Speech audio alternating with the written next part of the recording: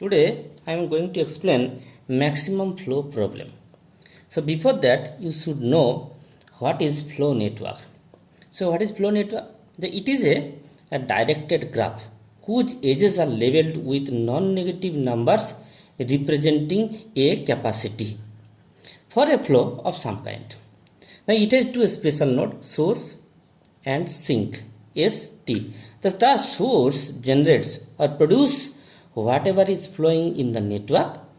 A sink consumes whatever is flowing in the network. So what are the applications? Some real life applications are there, like liquid flowing through the pipe, current through electrical network, information through communication network. All can be modeled using flow network. Then what is maximum flow problem?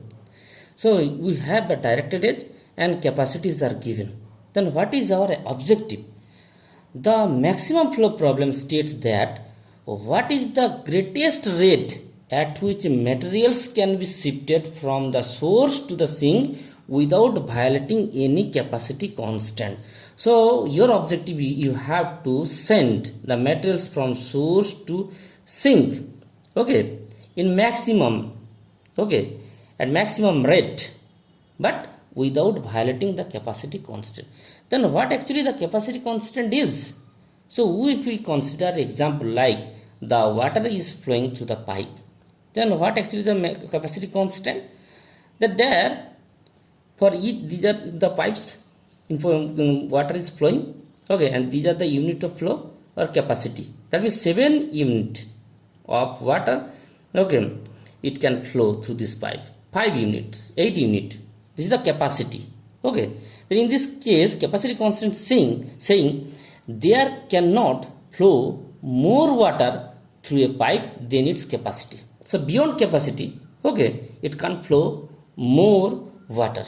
Okay, or it can pass more information, or it can shift more material. Okay, beyond the capacity. So this is basically the capacity constant. So Fe is the flow and C is the capacity. Obviously Fe less equals to Ce. Now what is flow conservation? So regarding this example, we can say that waters are coming in a junction point, and after that water is redistributed. Okay, so water comes out of some pipes and distribute it in some way to other pipes. In each junction, all the incoming water has to be distributed to the other pipes.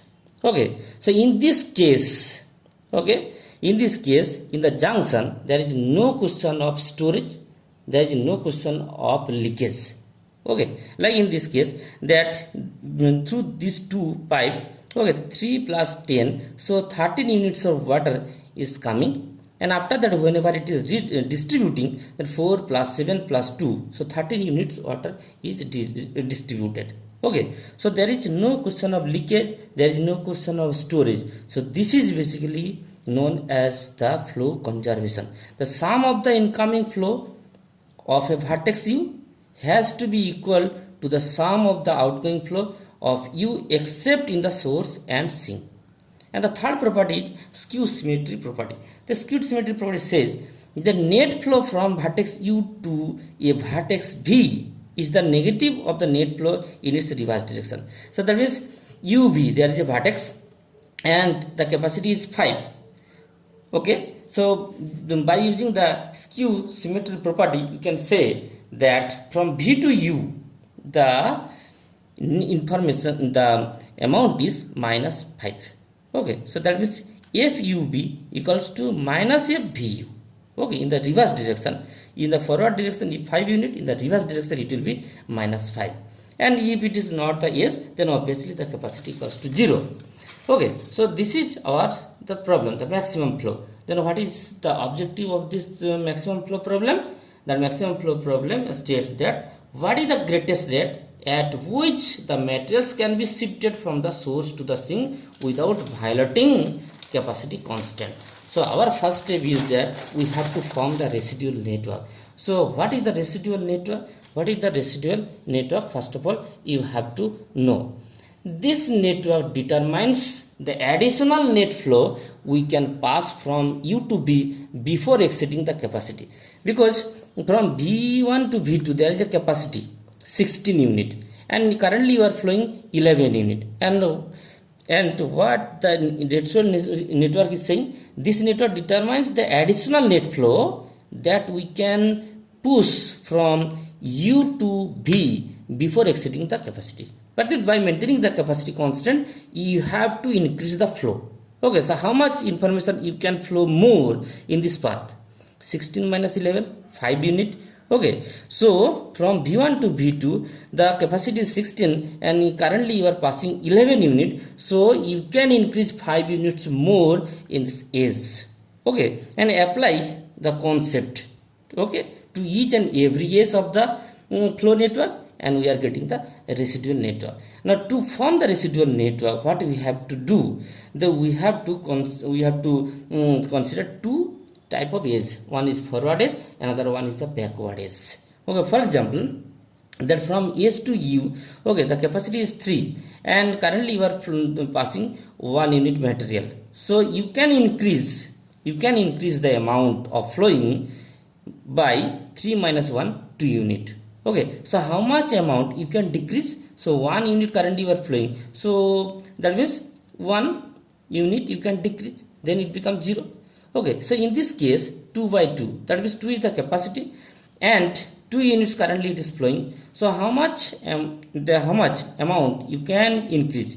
Okay, can you increase the flow? No, you can't increase the flow, but you can decrease the flow by 2 unit. In this case you can increase the flow by 1 unit, and in this case you can increase the flow by 2 unit. Okay, so that means you are considering the forward edge and the backward edge. So whenever you are increasing, this is the forward edge, and whenever you are decreasing, this is the backward edge. Then what is the forward edge? This edge signifies that we can increase the flow. We can increase the flow around this up to CF unit. What is CF? This is residual capacity. That means 16 minus 11, this is the value of CF. Okay, so how much amount you can increase? CF unit you can increase. Okay, so the forward is saying this edge signifies that we can increase the flow along this edge up to CF unit without violating the capacity constant.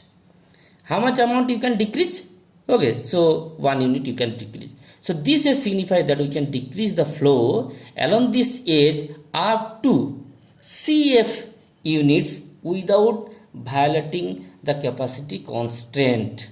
Okay, so by pushing positive flow along reverse edge UV, we are decreasing the flow along the original edge UV. Okay, for example this one. So this is the flow network, and from this flow network we are basically forming the residual network. So here forward edge, that means you can increase, there will be a forward edge of 2 unit and you can decrease it by 1 unit. So there will be a backward edge of 1 unit. In this case, so 2 by 2. So there is no question of forward edge, but there you can accept a backward edge. You can decrease it by 2 unit. In this case, there is a forward edge of 1 unit and there is a backward edge of 2 unit. So in this case, is there any forward edge? 2 by 2. So no forward edge is there, but there will be a backward edge. You can decrease the amount by 2. Here both forward and backward edge, you can increase the amount by 1 unit. 3 minus 2, 1 unit, and you can decrease it by 2 unit. Okay, so in this case that 2 1, so you can increase by 1, decrease by 1. Okay, so this is the residual network we have formed from the flow network. Okay, now we will see what is augmented path. So we have the residual network, and from the residual network what you have to do, we have to select the augmented path. So what is the augmented path? That in the residual network we have to form a path from source to sink.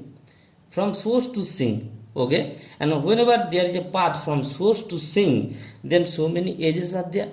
So which edges are considered in augmented path? The edge where we can introduce more flow. Okay, so given a flow network G equals to V and a flow F, an augmenting path P is a simple path. Okay, from S to T. There is a simple path from S to T. Okay, in the residual network. So this is the flow network. From this flow network, we are deriving the residual network. Okay, and from this residual network, we have to select a augmented path. Okay, so where each edge UB on the augmenting path admits some additional positive net flow from U to V without violating the capacity constant. So without violating the capacity constant in this path, if this is considered as the augmented path, then in this path whatever the edges exist, for each and every edge you can increase the flow, you can admit more flow. Okay, then this is the augmented path. Now this augmented path is basically selected by DFS or BFS. You can select the augmented path.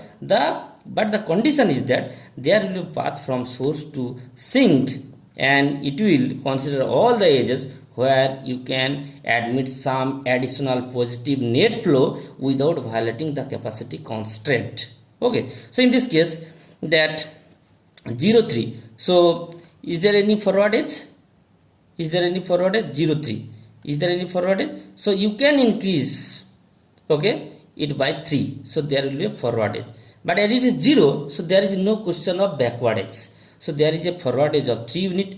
In this case, there is a forward of 3 unit. In this case, there is a forward edge of 1 unit and backward edge of 1 unit. So now we are considering this path as the augmented path. We are considering this path as the augmented path. And in this augmented path, okay, what is the criteria? Is it satisfying that all the edges are there in the augmented path, where for each and every edge we can introduce more positive net flow. We can admit some additional net flow without violating the capacity constraint.